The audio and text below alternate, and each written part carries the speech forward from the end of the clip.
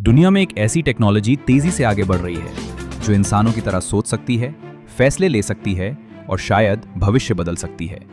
नाम है artificial intelligence. लेकिन सवाल यह है, क्या भारत इस टेक्नोलॉजी की दौड़ में सिर्फ दर्शक रहेगा या इतिहास रचेगा? इसी बीच एक अहम बैठक होती है। प्रधानमंत्री नरेंद्र मोदी एआई को लेकर देश के बड़े विशेषज्ञों और नीति निर्माताओं के साथ बंद कमरे में चर्चा करते हैं। हम भारत का पहला voice to voice model launch कर रहे हैं और यह मॉडल लोगों को उनकी स्थानीय क्षेत्रीय भाषाओं के माध्यम से प्रौद्योगिकी का उपयोग करने में सक्षम बनाता है। बाहर सिर्फ खबर आती है, एआई पर बड़ी रणनीति तैयार। लेकिन आखिर उस बैठक में ऐसा क्या हुआ? सूत्रों के मुताबिक चर्चा सिर्फ टेक्नोलॉजी की नहीं थी, बल्कि भारत के भविष्य की थी। बात हुई कि कैसे एआई शिक्षा को बदल सकता है, कैसे अस्पतालों में बीमारियों का पहले से पता लगाया जा सकता है, कैसे किसान मौसम और फसल की सटीक जानकारी पा सकते हैं, और कैसे सरकारी सिस्टम को तेज और पारदर्शी बनाया जा सकता है।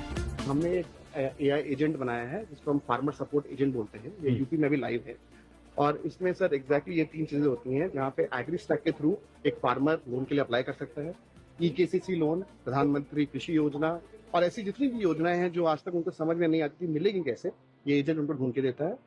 एजेंट से वो अपनी भाषा में बात कर सकते हैं और उसके बाद जब उनकी प्रोड्यूस रेडी है तो हमने मार्केट की कंपनीज को भी using other networks like ONDC इसमें इकट्ठा कर दिया है कि वो बेच। लेकिन हर नई ताकत अपने साथ एक खतरा भी लाती है। क्या एआई नौकरियां छीन लेगा? क्या लोगों का डेटा सुरक्षित रहेगा? क्या मशीनें इंसानों से आगे निकल जाएंगी? इन्हीं सवालों के बीच सरकार ने रिस्पॉन्सिबल एआई पर जोर दिया, यानी ऐसी टेक्नोलॉजी जो सुरक्षित भी हो और समाज के लिए फायदेमंद भी। कहा जा रहा है कि आने वाले समय में भारत सिर्फ एआई का उपयोग नहीं करेगा, बल्कि एआई बनाएगा, दुनिया को टेक्नोलॉजी देगा।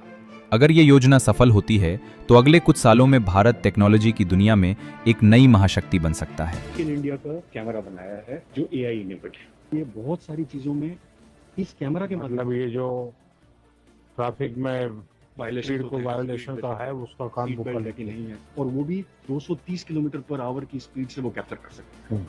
ये सबसे हाईएस्ट है इंडिया के अंदर जो आज की तारीख में हमने कैप्चर किया।